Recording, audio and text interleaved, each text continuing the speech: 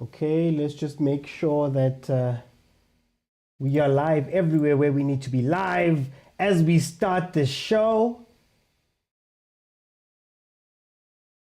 Let me just see. Aha, okay.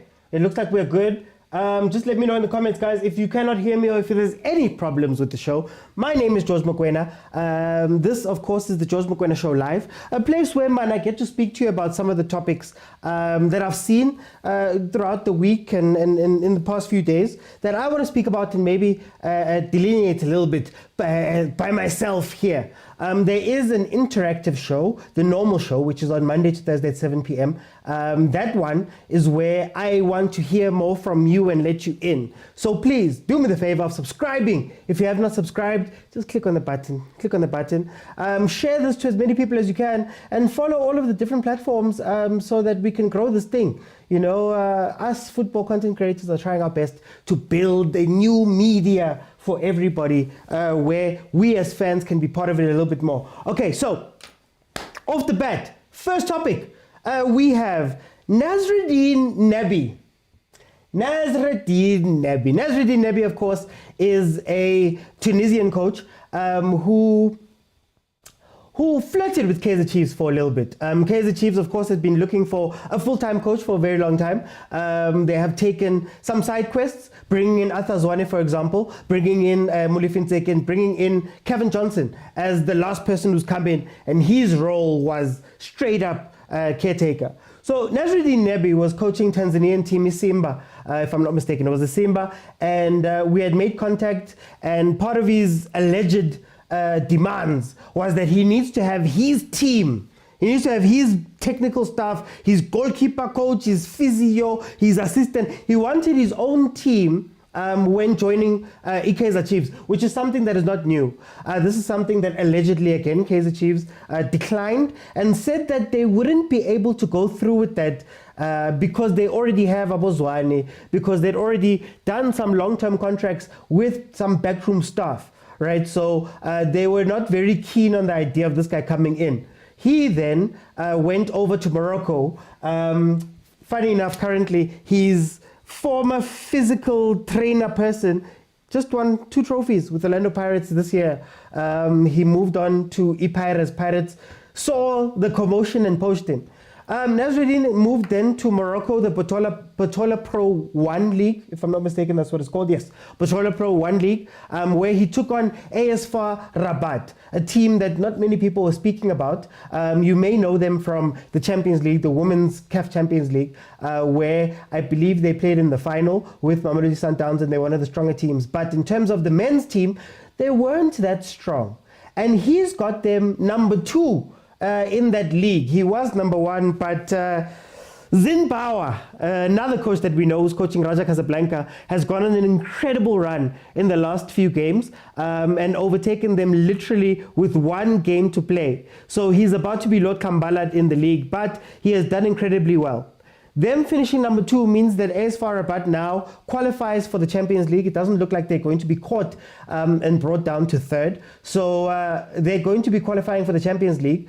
And rumor has it that at Kaizer Chiefs, Big Daddy K, Kaizer Senior stepped in, and he's the reason why they're looking again at Nasreddine Nabi. Apparently, the talks are in an advanced stage, and they're just finalizing what needs to happen. Apparently, an announcement will be made at the end of this Moroccan league. Now, I wanted to give you guys background. I wanted to give you guys some background before I speak about how I feel about this. I am worried. I am worried for 2 reasons, internal and external. The reason that worries me, number 1, is that we have not heard of a lot of movement internally at Kaizer Chiefs. We have not heard of people getting let go. We have not heard of people getting hired. So when you bring in this coach, whoever it is, what type of structure are they going into? Because if they're going into the same exact structure that Chiefs has always been, what can we expect from that coach? I worry about the internal running of the club, because even this decision, after we had known for months that we need a coach. For months that Kevin Johnson is not going to be the guy who's going to carry on the torch. Oh, by the way, 9 years trophyless. You'd imagine that these sort of decisions wouldn't be coming down to the wire.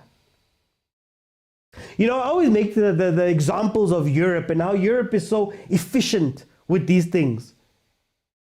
Jurgen Klopp basically announced Arne Slot, the new coach of Liverpool. Final day, he had already said that no, everything is in place, everything was spoken about. I believe he started the chant. We knew. We see how people are announced well in advance of their jobs overseas. But yet at Kaizer Chiefs, reminder, 9 years trophyless, reminder, knowing that you've got a caretaker coach who's only in there because you're searching for somebody else. For months and months and months and months, they had a chance to go out and figure all of these problems out. They had a chance to go and get things right for Uko Chozai. Have talks with him. Speak to, okay, look, your contract ends on this date. We want you in on this date. You know what? 3-4 months prior, we've come to the decision. Let's talk through what we're going to do the moment that the transfer window opens. Let's talk through what we want to do when it's preseason. Let's get our ducks in a row. But now it looks like all of the rumors are coming back. There was rumors of Coach Santos, who comes from Petro Luanda. Coach Santos says that, yeah, we spoke, but there was no offer tabled. We've seen a lot of coaches putting their hats into the ring. Benny's spoken just now. There's long been rumors of Coach Pitso and all of those people, which is fine. Rumors are rumors. But you'd expect that by now, a decision would have been made. You'd expect that by now they would know the name of the coach, the style of play, what are we going to do, these are his staff, we're going to go to preseason here and there because ucoach ufuna sekhona, and then we're going to get ready. It looks like this announcement is going to come, hey, when preseason has started. And it looks like the decision is going to be made now. So everything that happens after that decision, finding players, assessing current players, bringing in supporting staff, doing all of those things, it sounds like those things are all going to happen mid-preseason. And that's scary for me. It also makes me wonder, respectfully, what happens every day at Kaizer Chiefs? When I say I am a non-Chiefs, non-coach, manager, executive, what do we do all day? Who are you contacting? What are you putting together? What does the search look like? Because by my count, it's been about 8 months where we've known that we have a caretaker coach. Where we've known that we needed to get somebody in. Matter of fact, you could even go further and say, from the time when you brought in Untseki, from the time when you brought in Atazwane, surely there's a list of coaches that they could have copied, man, that they could have copied from the previous year because they've done that much work. They could have copied from the year before that they've done that much work. I worry about this club flying by the seat of their pants. I worry about this club making things up seemingly as they go along. I worry that the same decision-making panel that has made decisions that have put us into a 9-year trophy drought are going to be the same people that we have to trust to make this right. I worry if they can let go and allow Coach Nabi, Coach Pitso, Coach Benny, Coach whoever to come in and have their control, to come in and be able to shape the club. I worry.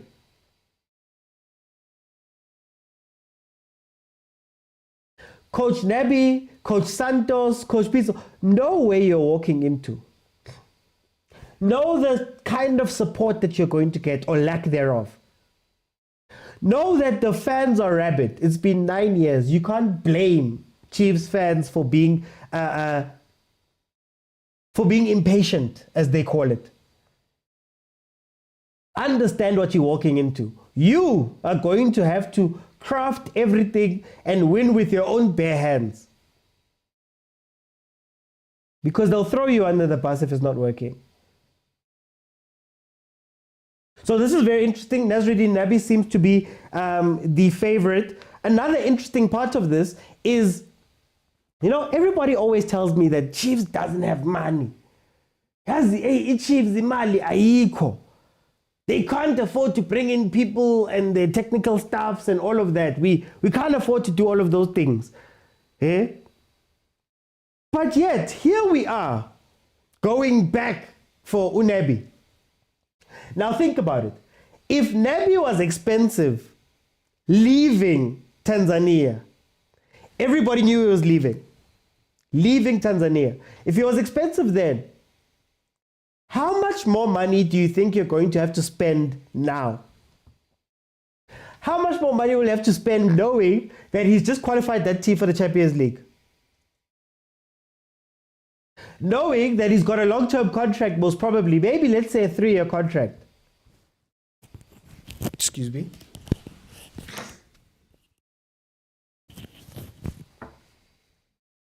With all of that knowledge, how much do you think Chiefs is paying to break that contract? How many times are we going to be stung by our own mistakes?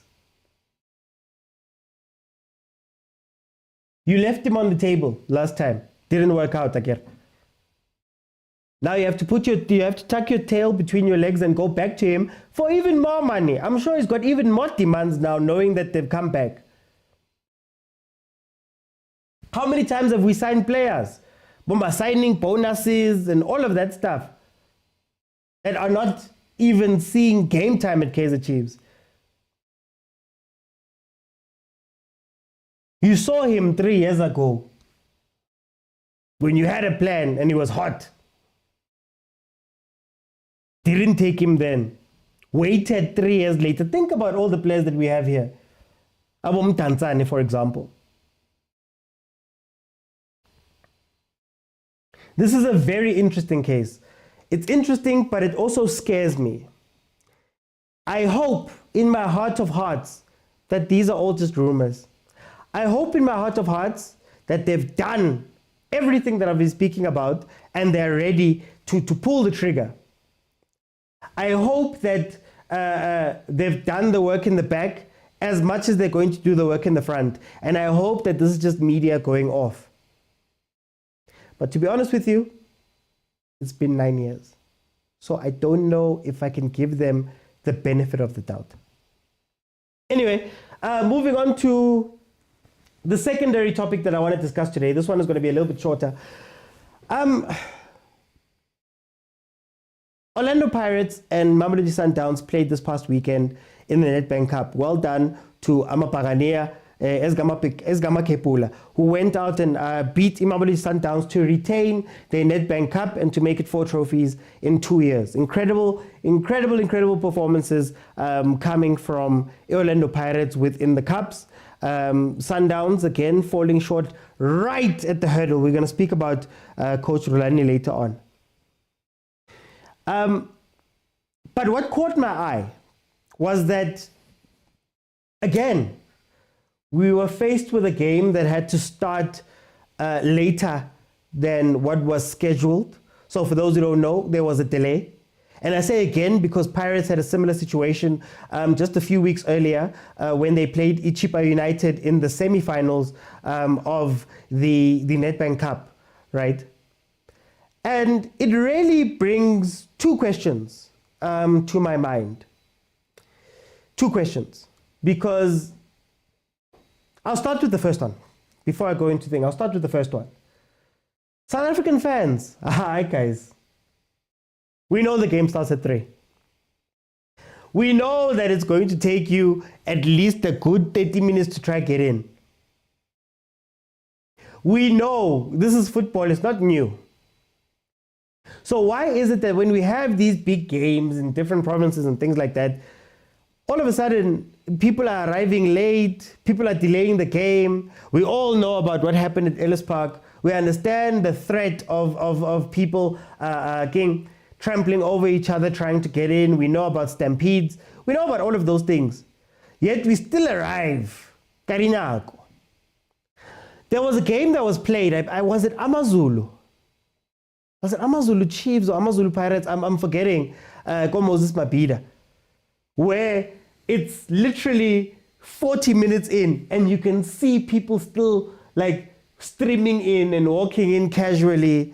You know, a first half in the game, when you see the second half, you see a fuller stadium. And you wonder, guys, do we understand the occasion? Do you understand that, guys, get there early, do something, arrive early.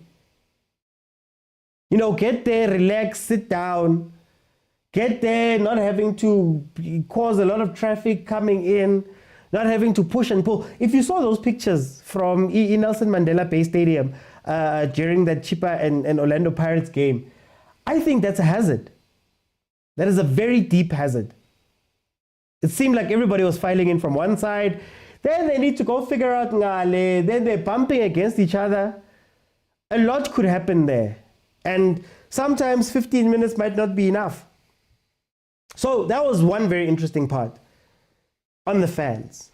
The secondary part that really caught my eye is something that a lot of people have spoken about.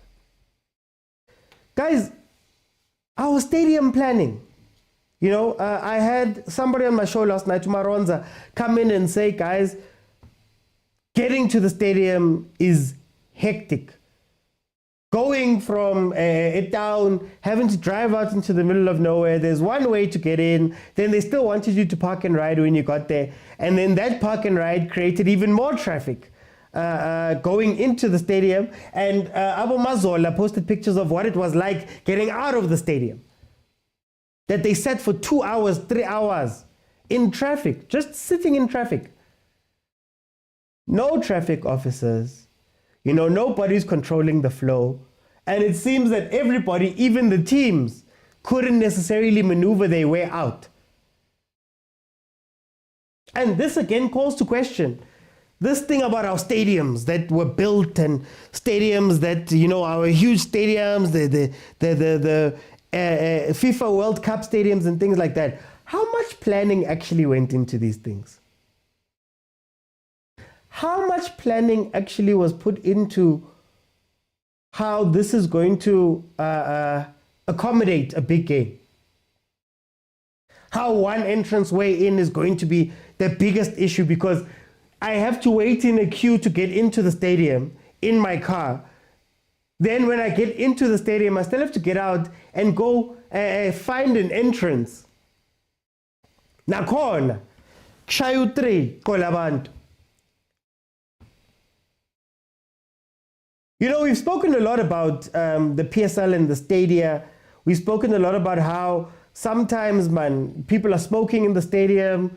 You don't have enough security to keep. The peace.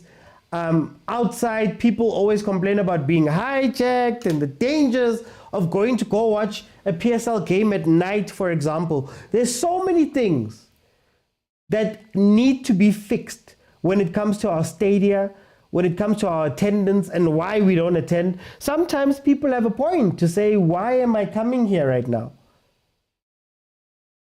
Why am I leaving the comfort of my own home where I can watch this thing on TV and going and having to go plan for an hour? Think about it. There's people, there was a guy on my show last night who drove from Botswana.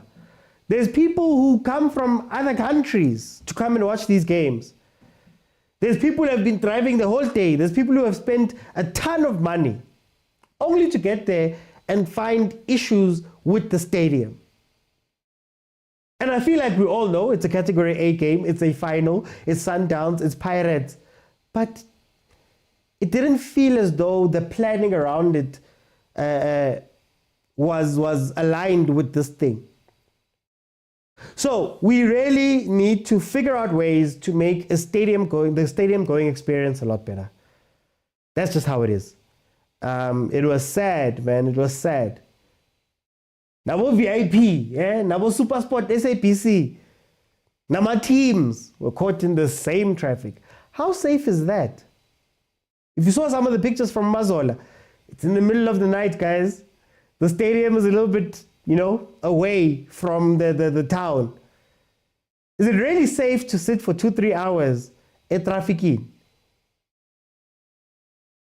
But anyway, I'm going to move on to the last topic for today. I just want to do something. Hey, guys. Nyakula, guys. Nyakula. This flute doesn't want to let me go, so I just need to do something quickly.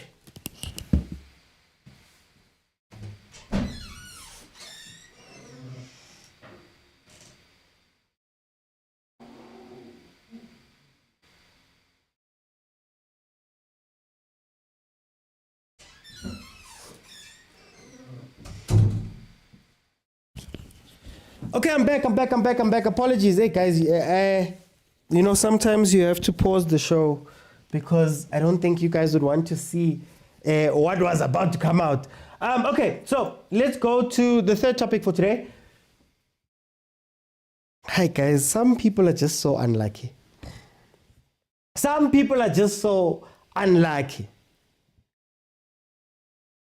Tendence has a long history of this happening to him. For those who don't know, Tendence has been suspended by Baroka. And we all know in South African football that there's two ways where a coach has been fired. It's either they get randomly suspended or the team announces a technical director who just so happens, to have coaching badges, who just so happens to be a recognized coach. We see this a lot. So Tendence has been suspended. But what's interesting about this is the attitude of our teams towards certain coaches. Tendence has been tendenced. This happened in the PSL. Come to the team, save them from relegation, you get fired. Come to a team, get them playing well, you get fired. Tendence is not the only one. In the past few weeks, we've seen a few of them. One such example is Ulitono CM. Takes Kukune all the way to number 4. Suspended. Takes Polokwane City into the top 8. Suspended. Tendence takes Baroka into a playoff. Now guys, for those who don't know, getting to a playoff for certain teams means a lot of things for those owners. Obviously, the biggest one is that you can go into the PSL, but one of the other points is that it drastically increases the valuation of your team. So what Tendence has done to take a mid-table Baroka, I believe they were mid-table, and put them into a playoff to get into the PSL is incredible. It's a job well done. It's something that should be rewarded. But yet, for some reason, our South African teams, they have this weird relationship with winning coaches. It's almost like I can't give you credit for doing the job that you did. I can't give you credit. Ooh, Gavin Hunt, you've got us in the semi-finals of the Champions League. No, you know what? We'd much rather fire you now. Much rather. We get rid of you now so that at the end of the season, you don't take credit for all of this stuff. A certain team did that. What happens? And why is this such a cultural phenomenon at our teams? Coach Vusmuzi Vilakazi and Coach Mabuti Kenyeza had a team up to second. I believe Golden Arrows was second when he left. Gone. He leaves. Morgan Mamila has just been fired right now. He says he doesn't know who made the decision. It's not the chairperson. Legal contacted him and said he was now fired. So he fetched all of his things. Yada, yada, yada, yada, yada. Why do we keep having the same type of story when it comes towards our coaches? And I know I'm starting off on purpose focusing on the teams because it does really feel like these teams know which coaches they can use until they can be put into a certain position. And once they put into that certain position, there's coaches that they want to go fetch that look better on paper.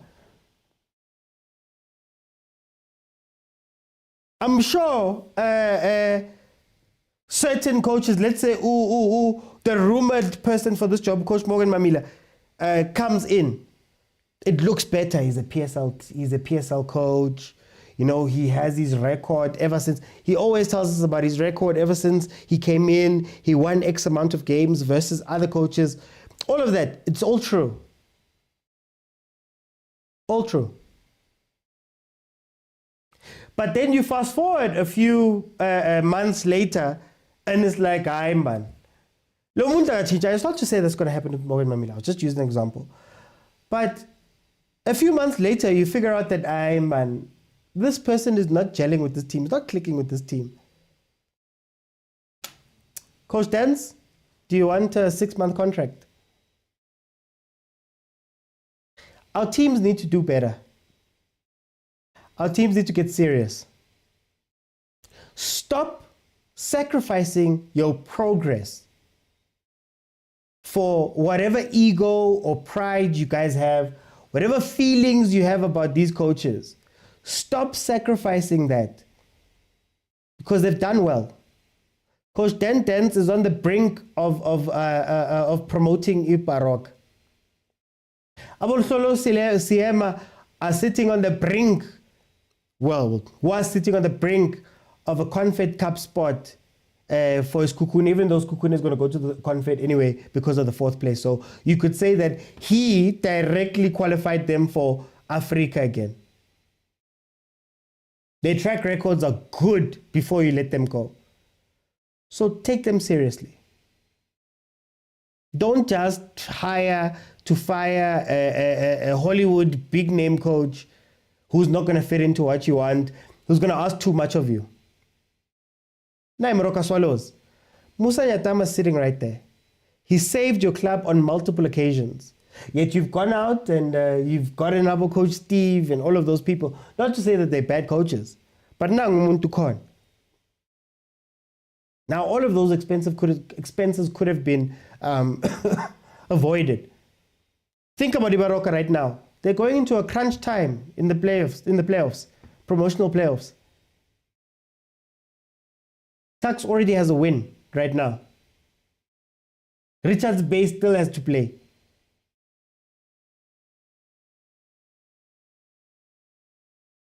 And you're getting rid of coach.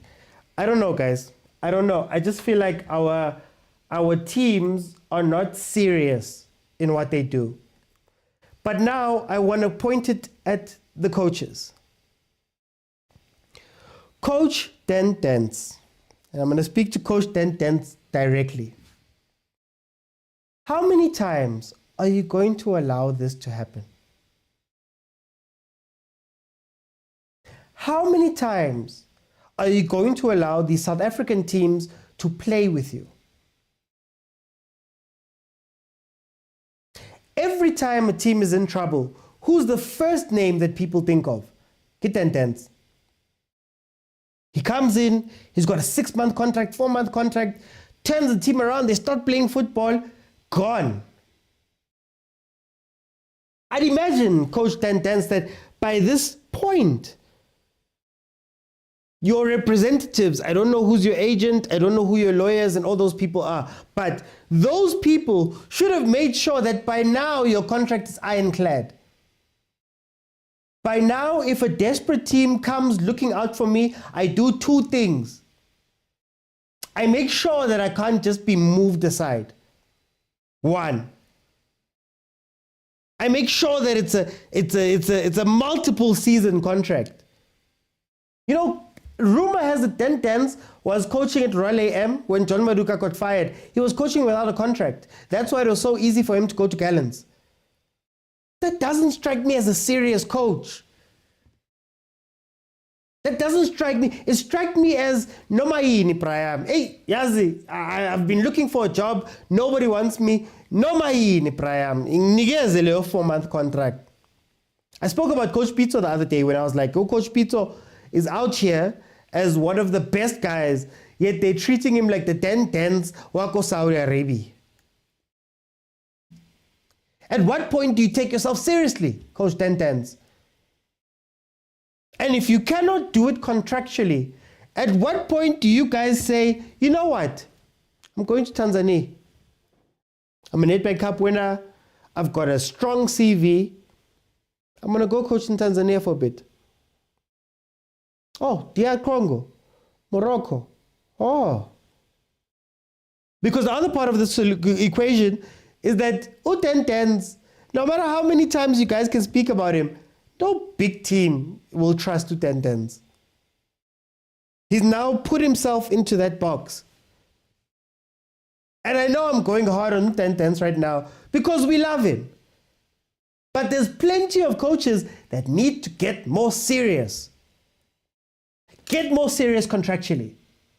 Make sure they're ironclad. Get more serious team-wise. Start building your team, that you must tell them, Guti, listen, I've got 5 people that I roll with.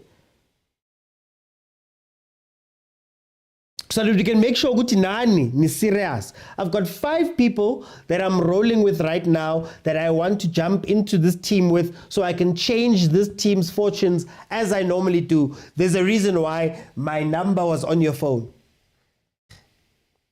They must get serious and go get all of the licenses they can get. Hashem is not going to work anymore. Nizababugela Bo Rivero coming in. You watch Bo Pablo Franco Martin coming in. You watch about Dylan Shepard, who apparently his contract is so strong, allegedly, that he can't get moved. That's why he's been there the whole time when things have been falling at Chiefs. Contractually, he can't move. And stop taking these nomayini jobs, man. There was no need for a coach of 10-10's caliber to go down to the NFD. There was no need. Imagine, who coached 10-10s in the first division? Nomayini, Praya. Oh, nomayini. Mfuna lo msebenzi. Whatever one comes up.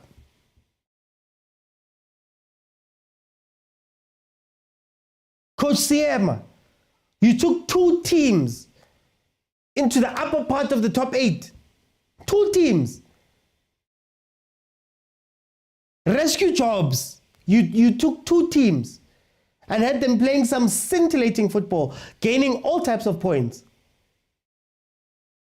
Why would you, coach, take an alleged 4-month contract?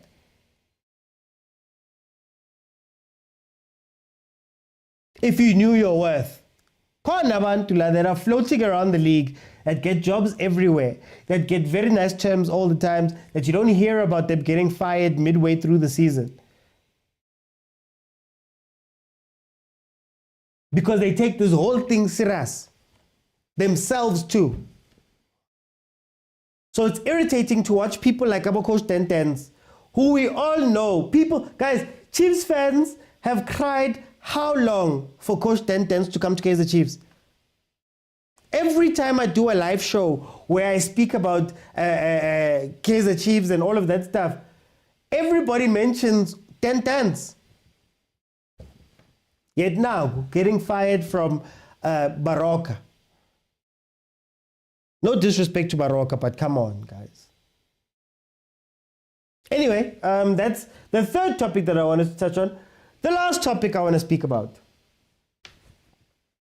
The last topic that I want to speak about. And I want to start it off by saying that Coach Rhulani has done an incredible job in his first full season as a sole head coach. Knocked out in the CAF Champions League semi-finals. one game away from invincibility, something that has never been done. One game had already broken the record for being unbeaten, stretching that even further, right? Got to the final of the Nedbank Cup. I think, won the AFL. Hey, before I forget it, he won the AFL. But I think what I've been hearing Mamelodi Sundowns fans speaking about, for me, is that they're starting to worry if Coach Rhulani is just an incredible coach, but not the guy that gets you over the initial hump, not the guy that makes you win everything, not the guy that they need when you are staring a CAF final in the face, you're staring a CAF semi-final in the face.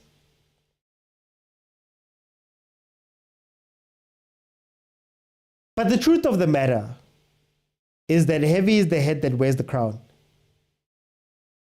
Mamelodi Sundowns is trying to become an African giant. Mamelodi Sundowns is trying to play in every Club World Cup, is trying to win every CAF Champions League, is trying to chase Ahly.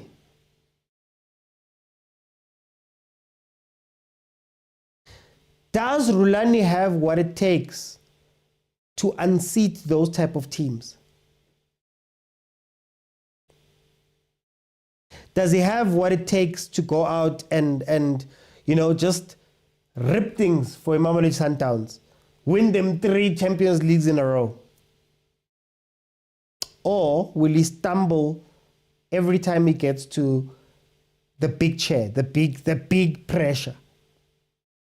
I think if there's one weakness of Coach Rhulani, the one weakness that Coach Rhulani has, it's that he blinks when it's hot.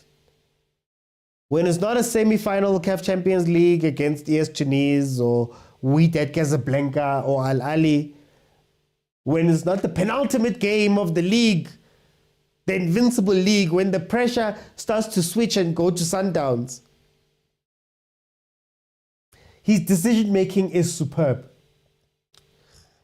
His tactical acumen is superb. His planning and preparation is superb. Mara makshisa. When the expectation is at its highest, he falters. Now the question becomes, you've already seen 4 years of Coach Rhulani. Obviously co-coaches with Mangoba at some point and all of that stuff. You've already seen those years. Is he the guy? Because whenever we have conversations about Coach Rhulani, he's only young when he loses.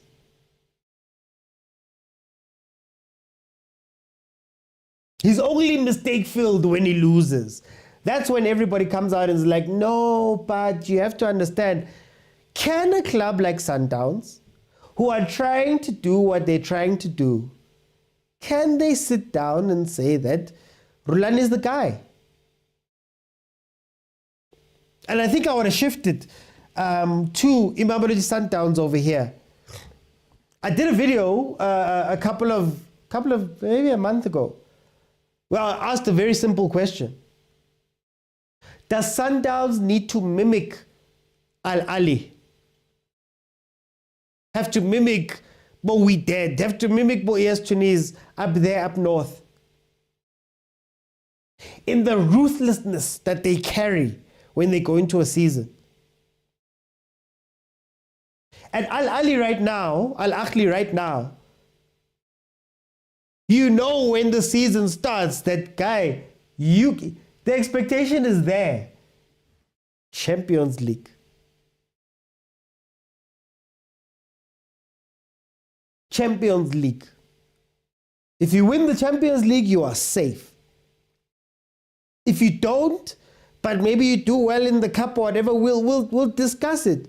But we know what the goal is. And I started asking my Sundowns friends, I started asking them, guys, are you guys ruthless about this thing, man? Is it a must?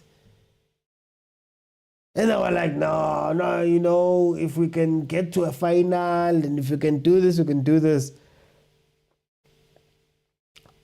Are we being too friendly? Are we being too patriotic, you would say? Loyal? And is that loyalty harming in Mamelodi Sundowns? Is that loyalty stopping Mamelodi Sundowns from going up to the next level? Is it the fact that there's still everybody's smiling with Rhulani? And I'm not to say he's a bad coach. I don't want to make this about him being a bad coach, but about the seat of Sundowns. Are we still a little bit too green, too agreeable to really take on those people up there?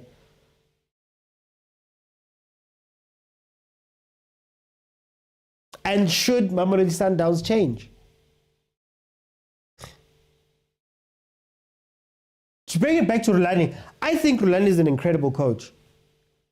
I think he's innovative. He's not scared of trying things. He's got a lot of great attributes. My issue with the coach Rhulani, if I'm being 100% honest, is that when everything is going good, when everything is going good, you can hear the pacing of the press conference. You can hear the things that he said, You can see, man, when everything is going right on the pitch, man, you watch the different tactical changes. Everything is tip-top. Oh, guys, I'm tired. Oh, guys, the ref. Did you see that decision that was made? What? The other team. Where's my support? I need the fans to see me. How come you guys don't support South African coaches like that? All of that stuff starts creeping up at the worst possible times. I saw a video by one of my TikTok friends, clarifying he also does football, and he said, he understands what Coach Rhulani is saying, and he's tired and all of that stuff.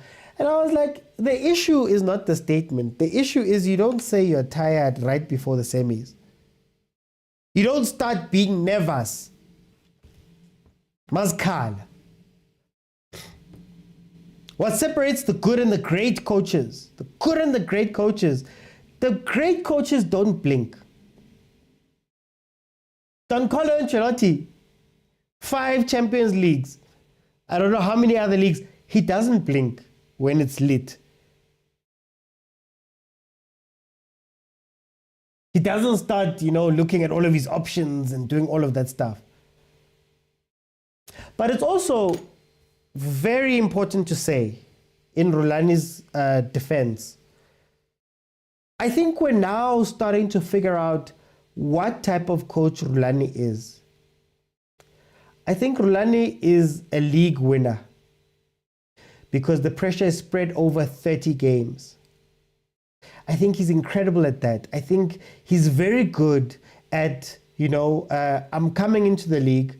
I know a lot of these teams, one, fear me. I know, number two, that a lot of these teams, in that fear, they don't change. They don't have the luxury.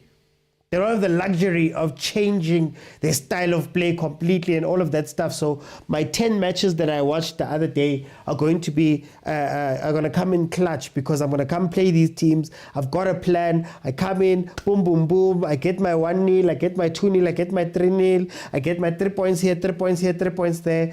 By the time people are looking up at me and trying to catch me, they're also in panic mode. So they're coming into my matches panicked. A lot of them are scared. He's long-term coach.